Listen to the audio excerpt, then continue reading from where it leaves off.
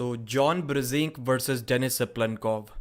Finally, the rivalry has come to an end. The end may not be what everyone expected, or the right word would be which everyone wanted to see. But it is good to see these athletes compete. Nobody expected that we are going to see Dennis and John face off in a 6 round super match format once again after almost 13 years after their last match. That was some interesting stuff. So we will discuss the entire rivalry. Let some people join. Before that, I would like to show you one YouTube community post that I made.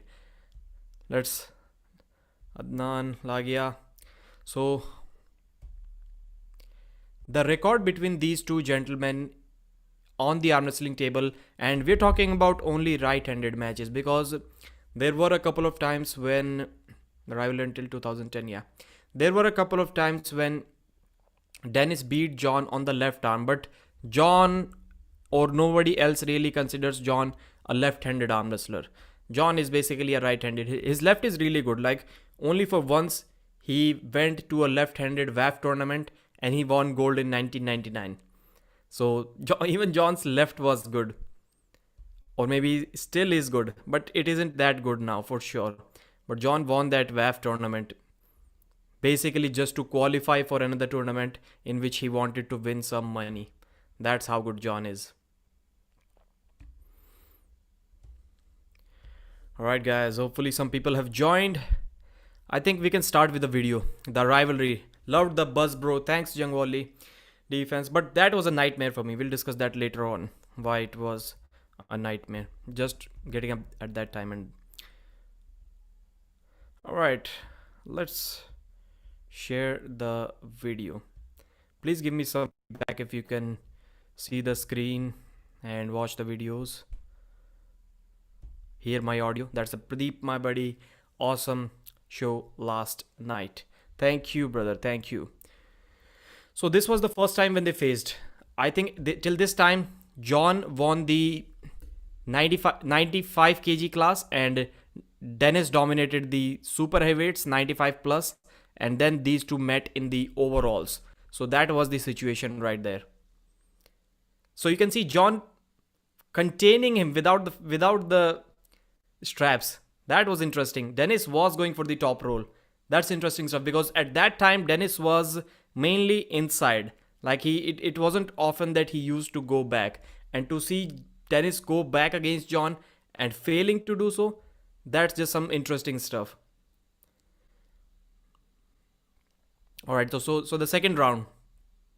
At this time, John is kind of comfortable because he still believes that this is one of the biggest victories in John's career forever, because at that time everyone was telling that Dennis is this unbeatable monster that cannot be touched. He is going to destroy everyone that is going to face him on the table.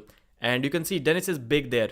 Probably looks somewhere around 140 kilos, maybe a little bit less than that, but for sure over 135 kilos. And once again, this time I like this devil head style slip. So Dennis knew that slipping normally would be a dangerous move, and John completely turns Dennis' palm up. Good cupping ability, and Dennis is trying to do something here, but no, John's side pressure is way too much, and finishes him. And this is probably the most iconic arm wrestling moment in John's career. You can clearly see how much it meant for John. Like, you'll never see John flexing his biceps on the table. So then Las Vegas 2009 super match.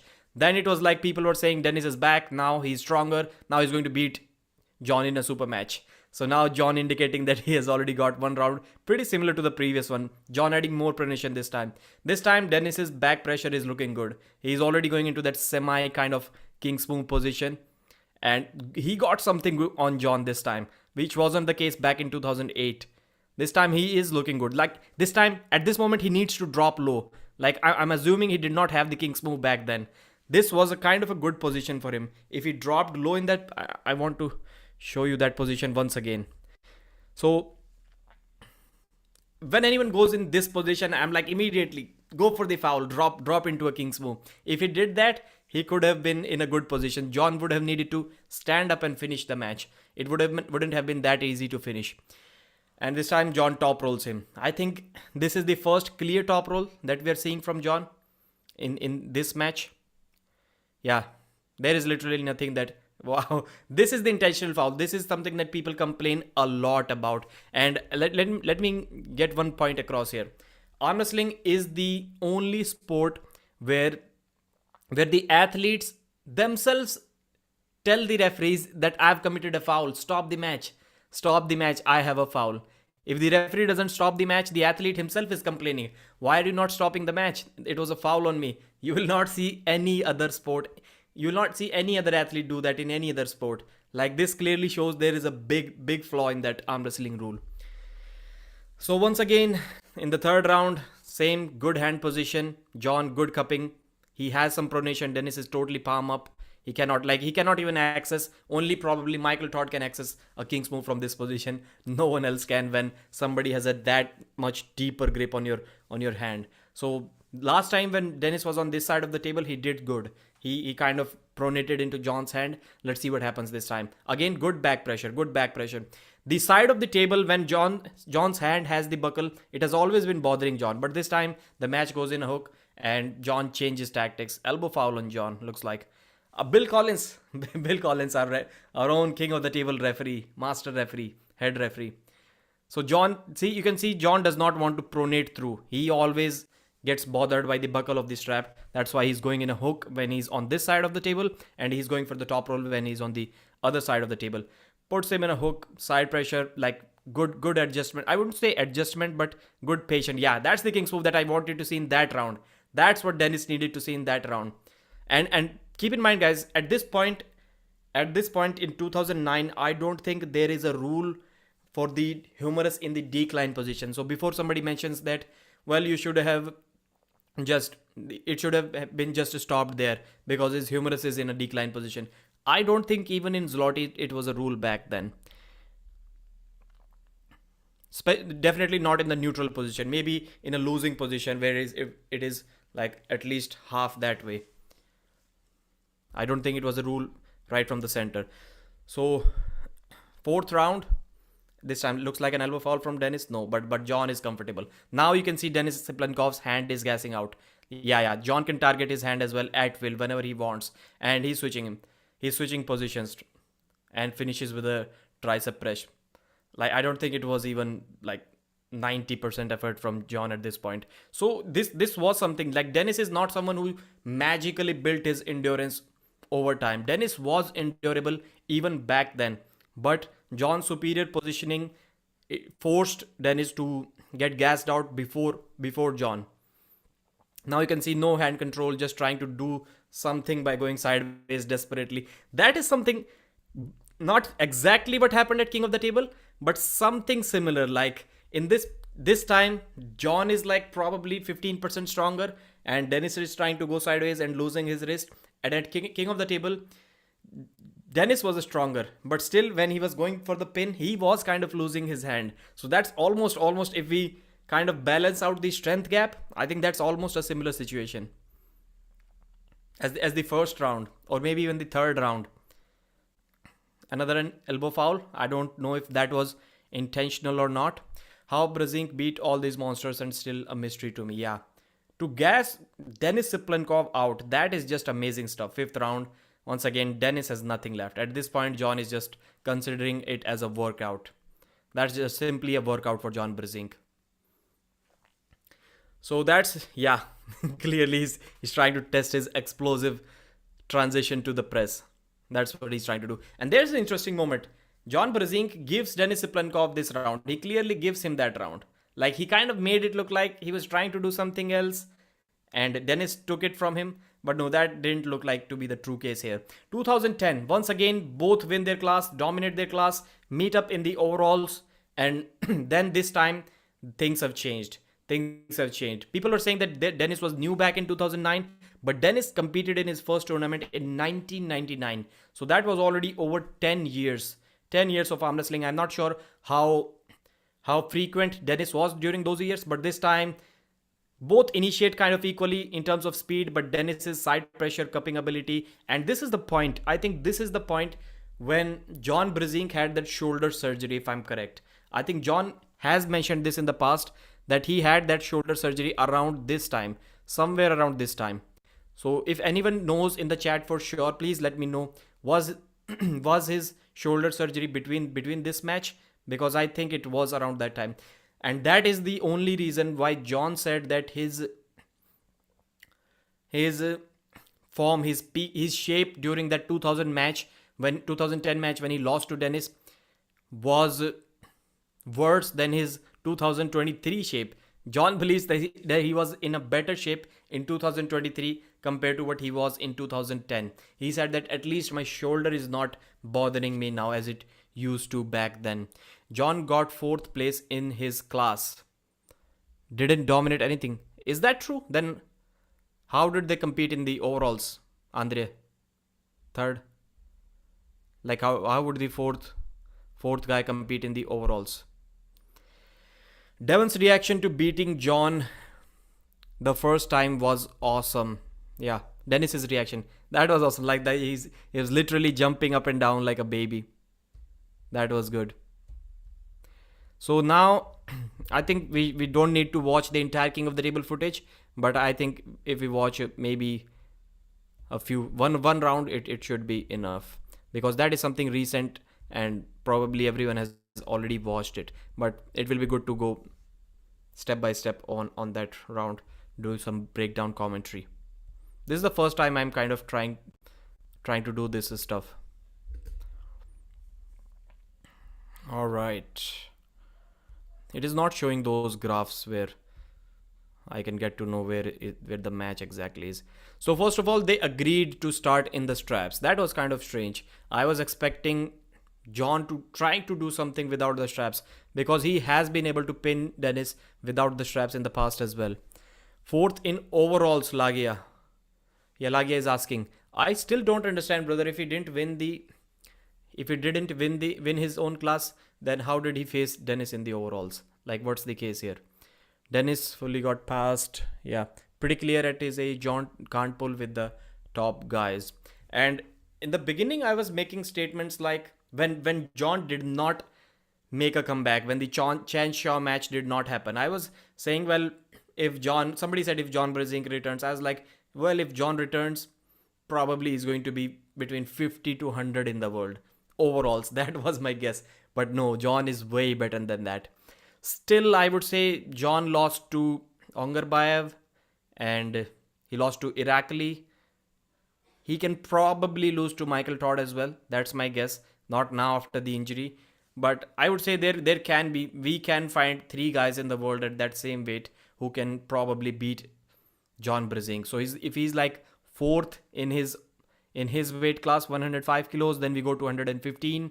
Then we can find another probably 3-4 guys, and in the super heavyweights we can find at least, I'm telling you can find at least probably 20 guys who can beat John. So maybe he's somewhere around top 20 to 30. I wouldn't say he's top 20, maybe 25 to 30. That can be John's current position.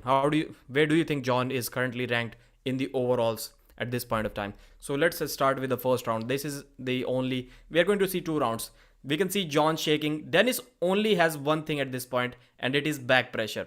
Apart from other than his confidence for sure. But the back pressure is amazing, and John is losing his wrist. Like, both of them are waiting for the other person to do something.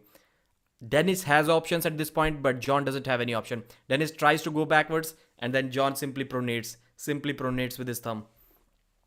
This is the time where John is just full hope mode that hopefully Denis Cyplenkov's wrist goes back. The next round, John tries to hook him and fails miserably because Denis Cyplenkov's side pressure is way too much. And at this point, Dennis was literally playing with John. Like, John couldn't do anything. If we go 20 seconds back. Yeah. This is when that was kind of a painful thing to watch for all of us. That was literally painful for us to watch. I was expecting that Dennis should pin John at this point of time, because there was nothing left. I don't know why Dennis made John pin himself. Did you guys think it was necessary for Dennis to make John pin himself? I don't think it was. These are the replays, and the final round, that is something where I was expecting that Dennis is going to allow John to win a round against him. And I was wrong. Like I made that claim like in the live commentary that this is when John Brzenk gets his first round. Dennis is going to allow him to pin. And most of the guys were expecting that to be the case. But fortunately or unfortunately, I would say for the John Brzenk fans, it wasn't the case. I really wanted to see John get one mercy pin in this match. But no, Denis Cyplenkov does not want to lose anything. The nice Dennis, I think Dennis was still nice in this video, as Travis mentioned that Dennis was being really overly nice to John Brzenk. The only people who could have been nicer to John other than Dennis that day were could have been only John's parents. That's what Travis said. Let me see some comments. 76 people watching, 43 likes, guys. Please try to match the number if you can. Yes, it was kind of weird that he didn't pin after John told him to. I have still not listened to the commentary because I was doing my own commentary on that match. Did John really say, like, was it audible? Stizzy, what's up, brother? What's up, bro?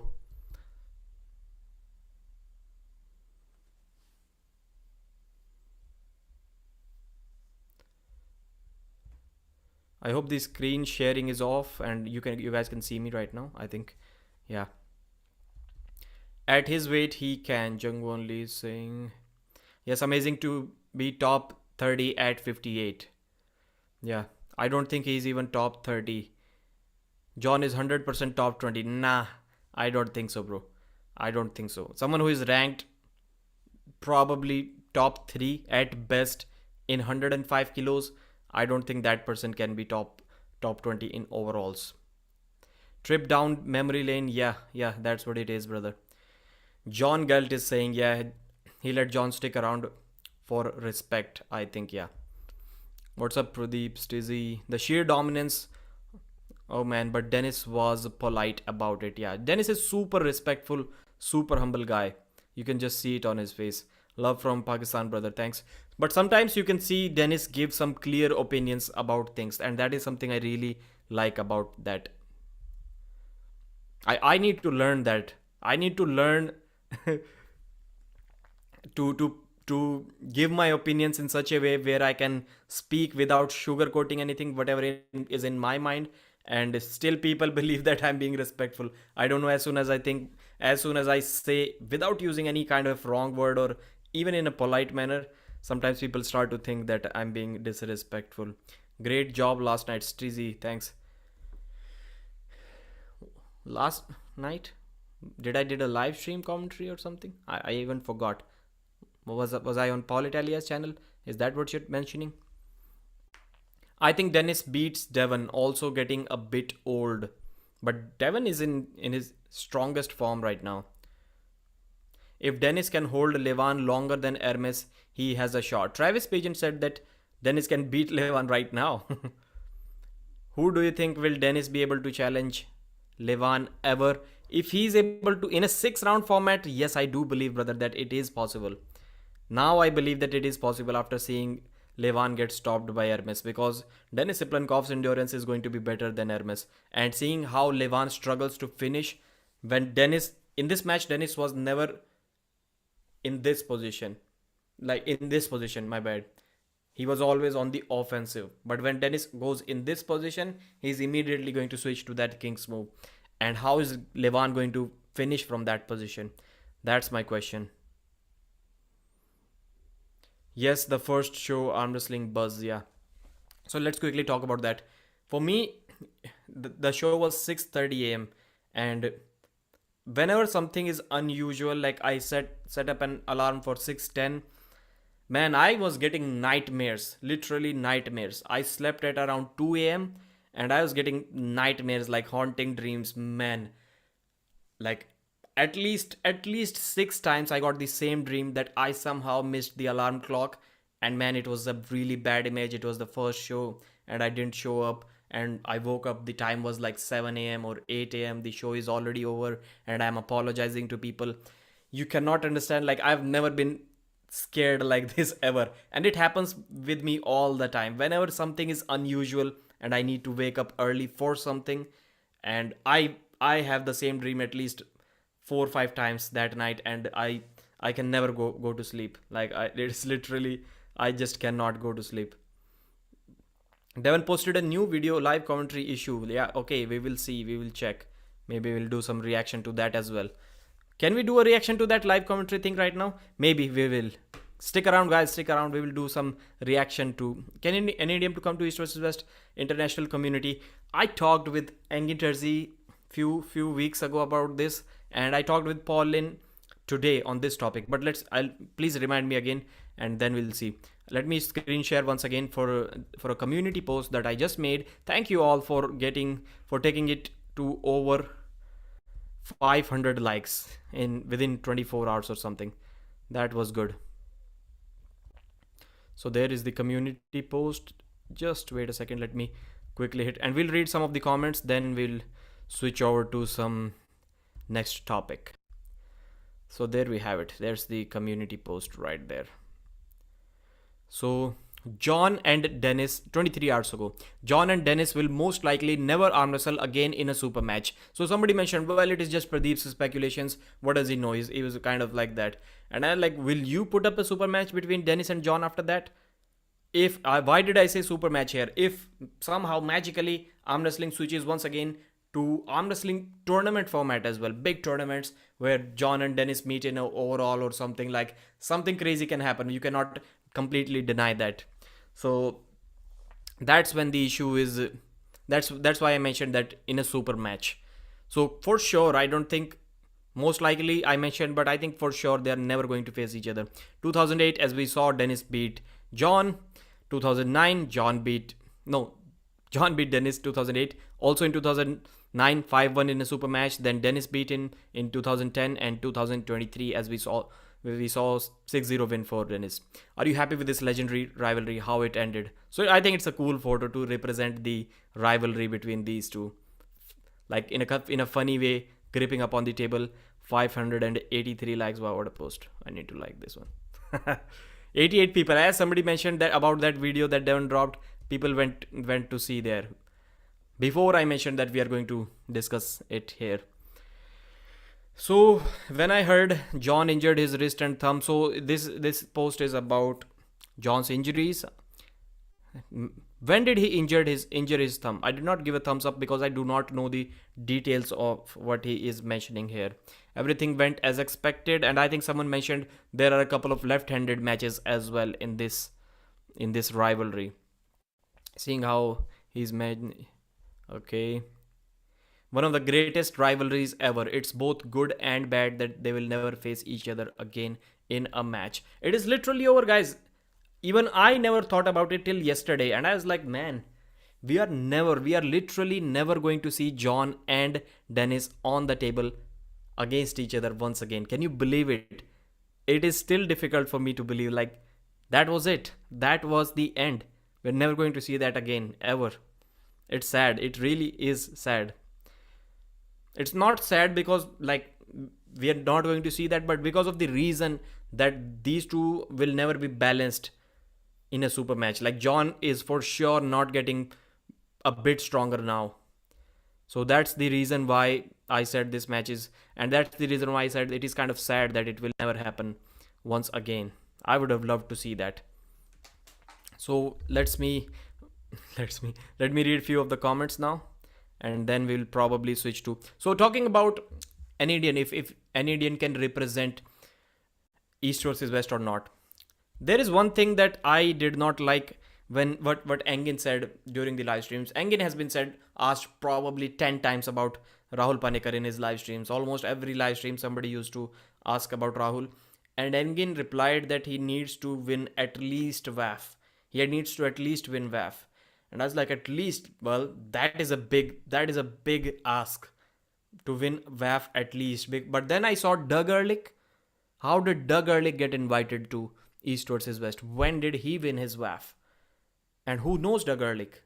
Like, please don't get me wrong. I'm not. Dennis can stop the Dick, and yes, he was. I'm not kind of trying to disrespect anyone, but I'm just trying to compare these two things, which Engin said that he needs to win WAF. Doug Ehrlich, Coach Ray. When did Coach Ray win his WAF? Ryan Bowen. Okay, Ryan, Coach Ray. We can. Somebody mentioned that, well, these two have a social media presence. Coach Ray. Derek Smith. When did Derek Smith win his WAF?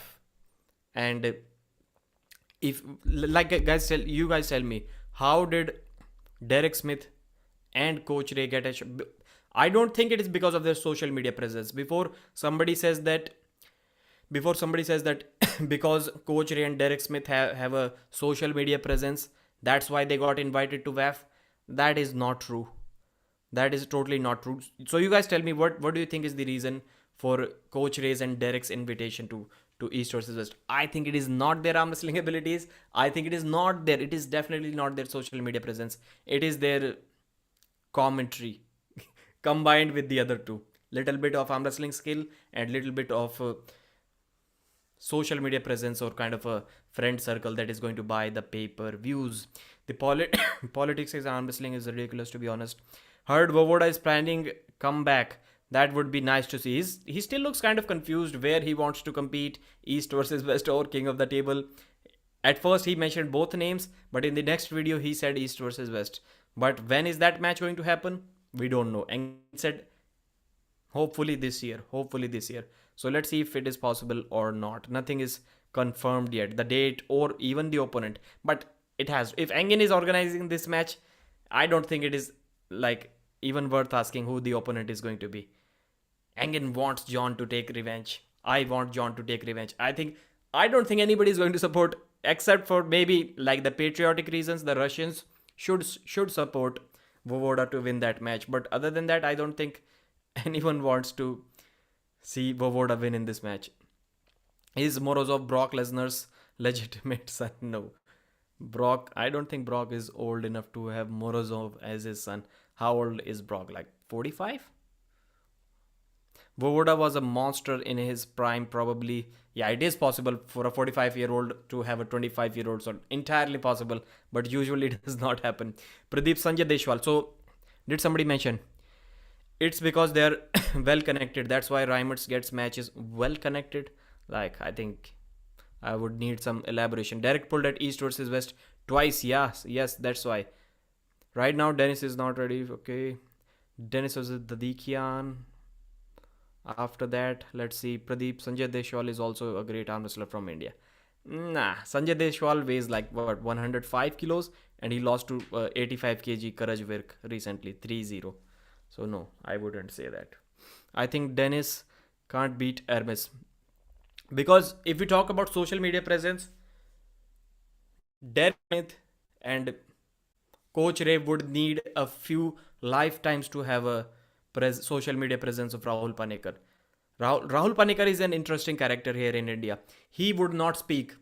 He is the most, we talk about Paulin being the nicest guy. Rahul Panikar is the next level nicest guy. You will not hear him, like he will reply whenever you ask him, and his sentences are not like one word. He isn't Ongarbayev on a Zoom meeting. Ongarbayev literally doesn't speak anything. But he wouldn't say anything. He wouldn't trash talk. He wouldn't promote the matches. But the Indian arm wrestling community does the promotion for him, and mostly after the match has happened.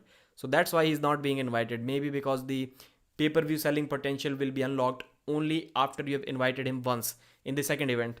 And Rahul Panikar has at least maybe 20-30 videos that are over 1 million views, and TikTok is not available in India. If it was, then you will see Rahul Panikar all over. Like, you can just add a music to Rahul Panikar's short video, upload it on YouTube, and it will get 1 million views. Somebody uploaded Rahul Panikar top rolling someone at WAF 2022 Antalya, and that video got 11 million views. 11 million views. I uploaded him losing to the world champion, and that video got 1.5 million views. Can you imagine a guy the man can get 15 million shorts views from a WAF tournament that he didn't even win. He placed 7th there. 15 million views from a WAF tournament. Tell me who else can do that? Just give me a name. Who else can do that? And those 15 millions are on YouTube alone. I'm not talking about Instagram or Facebook. And if TikTok was there, that number could have been like at least 25 million.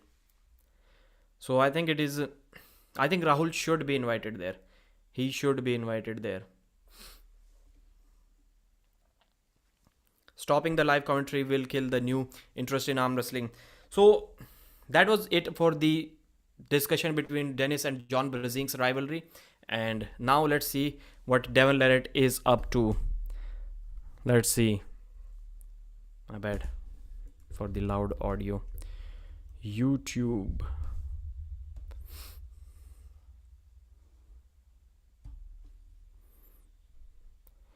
Let me go to my... Why is it showing me my own live stream subscriptions? Where is Devon Larratt? Commentary issue, yeah. I'll watch Devon in 1.25x speed. Usually I watch in 2x speed, but since let me first download this video so that it doesn't interrupt too much when we... Akimbo, okay. Akimbo should also get a match, East versus West. Bro, yeah, Akimbo versus Rahul Panikar. That's a match right there. That's a match, man. That's a genius match. And that's a good match. They're similar weight too. I think that's a good match. Just physically looking at the two guys, Akimbo looks strong. Akimbo top rolled and beat Larry Wheels. And at that time, Larry Wheels destroys Rahul Panikar. So for sure, Akimbo looks the stronger guy out of these two. But I don't think he's ever competed in seniors till now. He's 21, 22, so he has not competed in the seniors. So just jumping into the seniors tournament, is he going to get 5th place, 7th place like Rahul? I don't know, man. I don't know.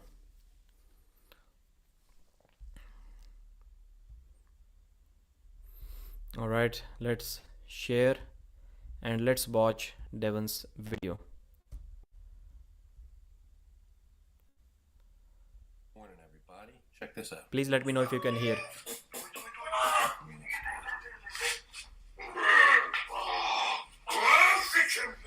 Well, hear that? Cheats. Okay, it's more than I ever did. When I was healthy and young, I did 80.8 before I had the bones removed. Thoughts. Before I had my bicep. Let's quickly let me know if you can hear Devon or not. Ripped apart. I mean, now that lift that he's doing 85 kilo in, at least 4 or 5 weeks more of hardcore practices. Hardcore practice Monday, Thursday. Dave Chafee, Cody, RVJ, Brandon Elsesser. Got the best arm wrestlers from North America going over to fight as one squad. I'm so happy to be on the team with you guys. We normally squabble, but man, it's good to come together and go and fight against the other side of the world with you guys. Thanks. And these events, guys, we are so lucky. We have never had East versus West. Arm wrestling has never been on this level. Anything that the WAF has, all throughout the year, we've never had it. Not that I'm aware of. So it's a very special time for our sport. One that we should know might not necessarily last forever. So while I'm on here begging for people to come to practice and help me beat Gennady, who's an absolute beast and is waiting for me at this event, I just want to talk very briefly about one thing that's kind of been a bit of a hot topic in the arm wrestling world the last, couple days. It looks like Devon is talking to me on a Zoom meeting. That's interesting. And it's based off of the pay-per-view and the live stream issue. So as you all know, arm wrestling now, the big shows are done on pay-per-view. And then typically about a week later, 10 days later, 2 weeks later, the matches typically become public. And like all things, okay, there's pirates. Actually less than that. Like Engin has always released the match within like 4 days. This time he released it in a week. And King of the Table, like they waited for a very long time. They released in like almost 2 weeks time. And all sorts of stuff, and the matches get leaked, and all the people that do that, we consider you all thieves and everything. But anyways, it's a very gray area, of course, when you speak about what is the overall best. I think I can already see where Devon is trying to go here. He's going to kind of speak against the live commentaries, as he has said in the past. That's why it is not at all an option, like a topic of discussion, what he's saying, like stealing pay-per-views, which is of course wrong. So like, why try to gain some kind of emotional background advantage early on when we are going to talk about the pay-per-views? Let's first bring up the thieves who steal pay-per-view videos, and then when we kind of create that negative vibe around it, then we'll switch over to the live stream commentary issue. I hope this is not the case, but till now, this is what I'm getting. I'm watching this for the first time with you guys. Outcomes for this in the sport for now and in the future. Um, there's the issue of the live streaming, live commentary, which is a hot topic right at the moment. And I'll say that I am undoubtedly in full support of Engen, and I'll go into a tiny bit of depth there. So first thing I'll say is I want to know, this is my question to Engiterzi. Whenever somebody brings the topic that, well, I think it helps the community. It helps grow pay-per-view sales. People get more tuned into, they hear somebody shouting on top of his lungs for literally 2 hours to buy the pay-per-view. I think it creates some sense of urgency. People buy the pay-per-view, and again is always like, how do you know that? How do you know that? These are just assumptions, which is 100% true. Nobody, literally nobody has the data on this thing. Even core sports, even Engin Terzi, no one has the data on this. So Engin is 100% right when he says that these are just your assumptions. There is no proof for that. But then 5 minutes later, Engin says that Devon Laird told me that it hurts pay-per-view sales. Hermes Gasparini told me. My question is, how does Devon Laird know that it hurts pay-per-view sales? Like, how is Devon's assumption in this topic any more relevant than anyone else's assumption? As somebody mentioned, Devon is the one who is going to get constantly invited by Engin to compete in his events. Hermes is also the same person. So I think it is really, really difficult to expect a really 100% honest opinion from anyone who is getting invited at Resources West. Everyone knows that Engin is kind of against this live stream commentary. So, how many people would actually tell Engin their honest opinion who are getting invited to East Sources West events?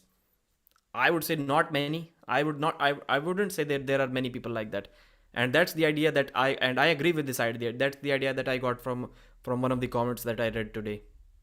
there are many ways to promote the sport, and I'll say that it's gray. Okay, what's right one time might not be right another time. What's wrong one time might not be wrong another time. So it's gray, um, and you can debate all you like about what's right and wrong for the sport. And I am by no means any more wise than anyone. Um, Yeah. but for me, it's certainly much more simple than that. I think it's good that Devon admitted that he doesn't know any more than anyone else on this topic. So that's a fair reasonable start. Uh, I just want to speak briefly about Engen, and I'll say, don't question how much he's bled for the sport. Don't question what his wisdom. Again, man, around the topic, not he Devon has not mentioned anything straight to the point right now. Like my live commentary issue. What's my reasoning? I've been against this topic. I've been against live stream commentary. I've called semi moderately douchey. I've called live stream commentary is moderately douchey, and here is my reasoning for that. Here are the topics that has led me to this belief. No, instead trying to create some emotional ground by saying that Engin has bled for the arm wrestle. We all know that, but that is not relevant here. That is not relevant to the point how it is hurting. Like, it is true that person has bled for the arm wrestling community. He loves arm wrestling probably more than anyone else in this world, and we should listen to him. Even if we believe that it is not right, I believe we should listen to Engin Terzi. That's the right point. But that topic, that correct point, is not relevant when you're trying to explain how live stream commentary is hurting. I hope I'm able to express my point clearly. Issues are for the sport. Uh, if you want to do something smart, probably just follow his lead, okay? And that goes for just about everybody, okay? Just about everybody. Just about everybody should just follow his lead, okay? If you have some good input for him, If you have something really that you think is just a burning issue, yeah, bring it up, talk to him, put it forward. It's probably already thought of it, but for sure, discussion is always good. If you have 5 years in the sport, 10 years in the sport, 15 years in the sport, you still pale in comparison to what he's done. Okay, so there's a fair amount of wisdom that for sure goes into all of his decisions. Understand that there's a base to all of it, right or wrong. If a guy like Engen asks you to do something, to me it's very simple. If you think he's doing it wrong, approach him privately. But to willingly go against him, are you perhaps uneducated, perhaps ignorant, or perhaps the worst one, perhaps selfish. Anyways, that's perhaps a quick conclusion, and I know that there's much to come. Wish everybody success moving forward. Please come help me train for Gennady. All the best. So all I heard, what did I start playing? I think now we're back. Yeah. So all I heard in that video was perhaps. Engen was the one who was saying in the initial phase that live stream, that he didn't even think about it, that live stream commentaries are hurting the pay-per-view. It is Devon who told Engen. It is Core Sports. It is Don Idris who told Engen that these pay-per-views are hurting. These live stream commentaries are hurting the pay-per-view sales. It is literally taking money away from Engen's pocket. So Devon and Don Idris, I don't know who said first, but these are the two guys, Core Sports, these are the two guys that convinced Engen to have a stance against this live stream commentary. And where are their reasonings? Why hasn't King of the Table ever came forward with an Instagram post or anything else that, guys, please do not do live stream commentaries. It is going to hurt. It is going to hurt the pay-per-view sales. Why hasn't King of the Table said anything about it? Why are they telling Engen to say things about this, against this topic, and why are they not saying themselves? If Devon has somehow convinced Engen to say this, that to believe this, that this is hurting the pay-per-view sales, which Engen has admitted, I'm not saying these words. Engen has himself admitted that in the beginning he was kind of happy for everyone, but then he was told by other people that this is hurting the pay-per-view, and now he's telling that he's the one who is putting $200,000 on this pay-per-view. So how can we tell him? So I think that's a fair assumption here, that only the arm wrestlers who are either competing and also at high level, or Core Sports, these two can only give feedback to Engen, and our feedback is kind of not valuable in that case, which makes sense. It wouldn't be like Core Sports, but still Core Sports has no data. They literally have no data, and it is not like it has not been advised to them. It has been advised to them in the past to have codes. You have those codes and the problem is solved. Arm Wrestling News, it doesn't need to have a discount, but for people to put in that code, there has to be discount. So if King of the Table is planning a pay-per-view, let's say, which is $15.9, have that $0.9 extra, and then say, if you use the code Arm Wrestling News, you'll get $1 off. East versus West, $17 pay-per-view, $16.99. Have it $17.99. If you use the code Devon Larrett, all of the athletes should have codes, whoever are competing. There is an option to enter a coupon code or a code in that. So why not make separate codes for all of the athletes and give just $1 discount? Because without discount, people wouldn't have that much incentive to enter that code. So if everyone has a code of their own, imagine how much promotion they're going to do. And if they somehow get a small percentage, let's say if I get, I don't even need to get anything from that. Like you guys just need to show us the data that, well, Pradeep was able to sell 100 pay-per-views with all the hard work he did. Imagine how happy I would be to run around with that number. I helped with 100 pay-per-view sales, guys. I'm the man. I would be so happy. And imagine the motivation I'm going to have the next time to promote the event. Arm wrestling YouTubers will be at war. They will be at war to prove who is the best guy at promoting the pay-per-views. Guys, everywhere. I'll be sharing it in my WhatsApp groups. I'll be sharing it in my Facebook community.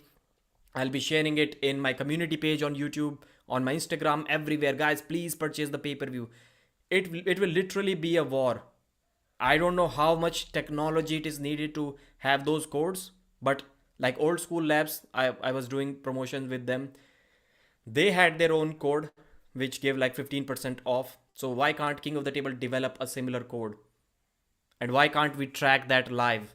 So till about the, and that solves the live stream commentary issue 100%. I've started live stream commentary, and let's see, till that time, till 10 p.m. when Pradeep started live stream commentary, his codes sold only 20 pay-per-views. And after the live stream commentary started, suddenly in that 1 hour, his code sold sold on another 40, another 30 pay-per-views. So I think that data, again, I'm not a tech guy.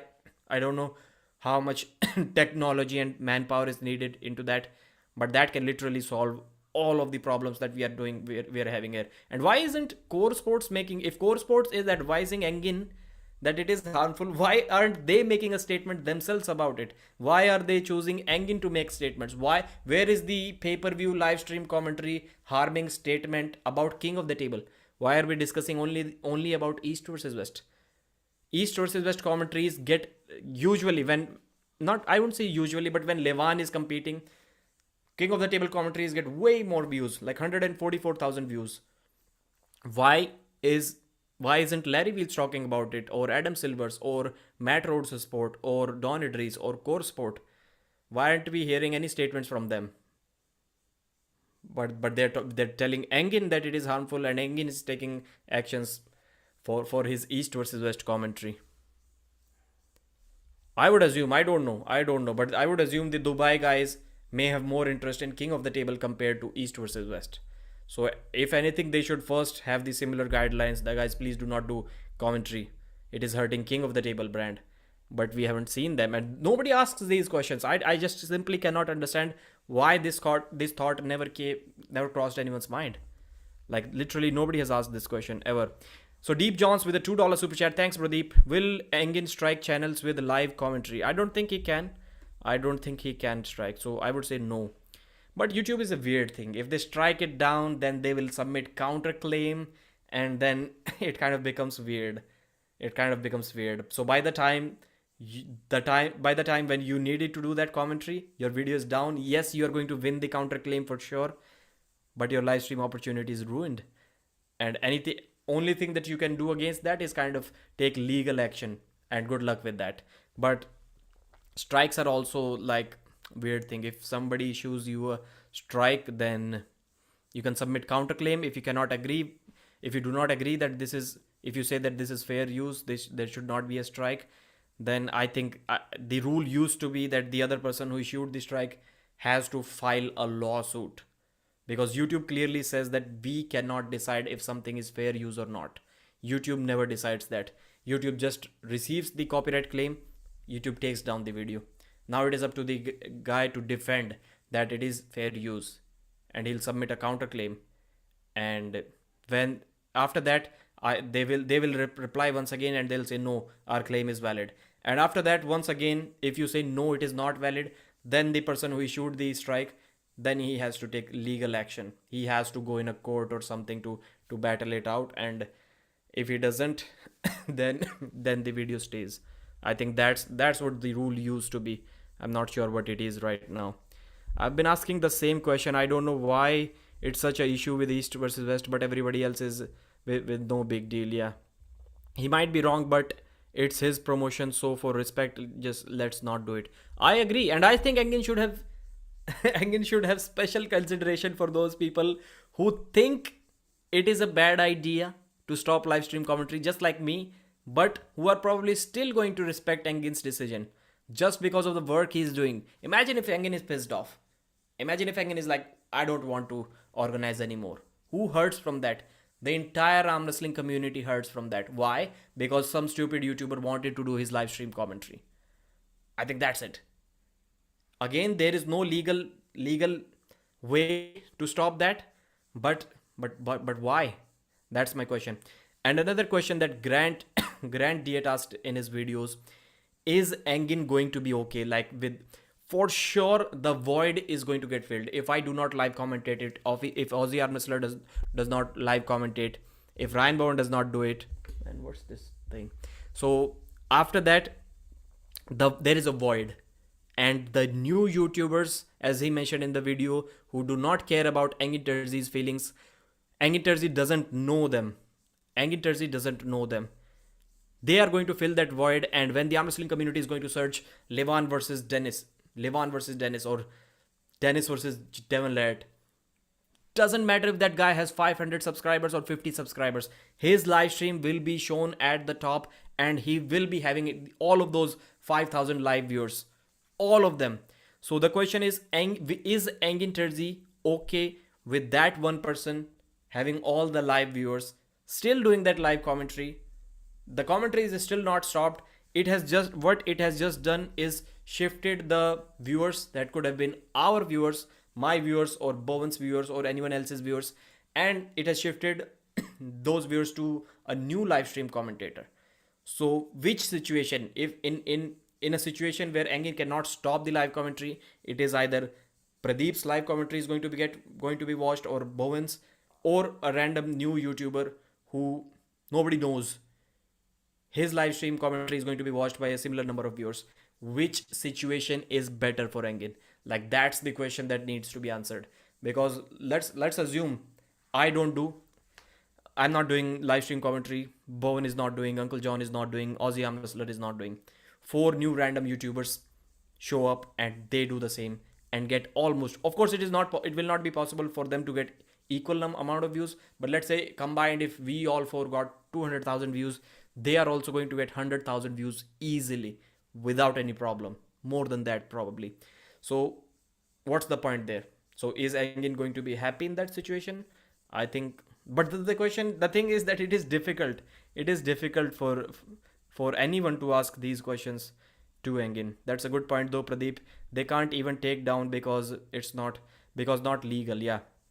And if you want to be extra careful, do not use the East versus West thumbnails. Get Levan's photo get Denis Cyplenkov's photo from his Instagram, or PL photos, get Devon's photo from his Instagram, combine that together live. Now you're not even using a single photo. Now how can anyone stop that? So that I never thought about that point. I watched Grant Diet's video, or Diet, whatever it is, and he mentioned this point. When the void is filled and new guys are doing what we used to do, and now we are behind in competition because let's be honest, there are way too many YouTube channels right now. It is a constant competition. So we stay behind and the others rise, who have not done anything to promote your event, by the way. We have done something to promote the event before the event I'm talking about.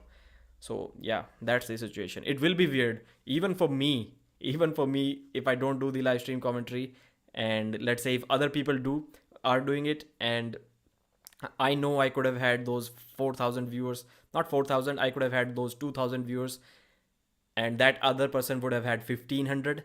Now he's having those 3,500 all by himself. Like, it is going to feel bad. It is going to feel bad.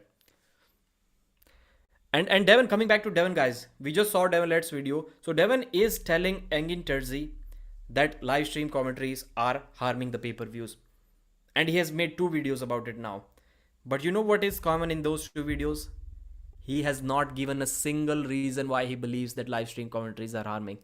Not a single reason. And he's talking all about emotional things, that you should listen to Engin. Why? Because he's doing so much, which everybody knows. The thing that we do not know is that how are these live stream commentaries harming the pay-per-view, which Devon failed miserably to mention in that video. Can you imagine? He talked about it for 4 minutes and failed to mention what he was supposed to mention in the video. That's just crazy, man. Crazy. And that's another question that nobody is going to ask Devon. Hopefully I'll end this live stream and go to the chat. Hopefully one smart person has asked, like, you have given Engin a feedback that these live streams are hurting the pay-per-views. And hopefully Devon does not want us to know the reasons how it is hurting. Hopefully, I'm just hoping that he explained to Engin how it is hurting. I just hope he just didn't say to Engin that Engin it is hurting without giving any reasoning behind it. Pradeep, do you watch the latest Devon's video? We just watched it on this live stream, brother. I hope you're talking about the live stream issue. But if Engin does official live commentating on his channel and all the viewers go there, that's what I discussed earlier today on the Buzz show. That's already the plan. Engin and I have discussed this in way ago, like almost 2 months ago. Like East versus West live, I'll go live, and Roman will be there, and he will be handing over the camera or mobile phone to some of the athletes, or at least pointing it at them, and they will be telling, like, imagine John Brzenk is there, he's going to compete in 1.5 hours, and he's telling you guys, please go there and purchase the pay-per-view. And I'll be asking short, very short, quick questions, because it is difficult to bother, it is not good or ethical to bother the athletes right before their match. Short, like 10-second, 15-second questions to the athletes, and the venue is shown, constant promotion. I think that's the best idea, because this first is good trial and error method. First time Engin should try this without the live stream, in my opinion, or maybe with the live stream if he wants, on East versus West channel. And if he's not able to stop the live stream commentary, yeah, first time he should for sure go live, organize it without live stream. And if he sees that people did not stop, they still did some live stream commentary, then next time he should for sure have live stream commentary on his own channel. I think that's the only smart decision. This, not the only smart, but the smartest decision that Engin can take for now. A new Engin video just popped, but nothing to do with live commentary. Okay, all right. Any successful business is going to allow freebies at the beginning to pull in new people in its business 101. Yeah, cheap sales and free products. $15 in 6 months internet recharge in India. Live commentary has no negative effect on pay-per-view, at least in India. Yes, it can make new fans for sure. Yeah. And this point is good. Like for the future, it is really good for the future. Like just imagine everybody is watching the live stream. People are constantly mentioning in the chat that, well, I saw the match, and people who didn't buy, they feel like they are missing out. The next pay-per-view, many of them are going to buy the pay-per-view for sure. So it is more like, I would say, live stream commentary is more like a future investment in that case. Every sport has this going on. Engin was saying something about YouTube channels listening to Neil when, yeah, Ryan Bowen basically, and some other guys who competed at the Arm Wars Iron House event, and they didn't tell anyone about the scores of the match. That is a completely fair point from Engin. Like Bowen was not giving out the scores even privately about his match with Bogdan Stoica, even privately. But then he's saying that there is nothing stopping him from commentating on East versus West matches. Engin was saying something about, okay,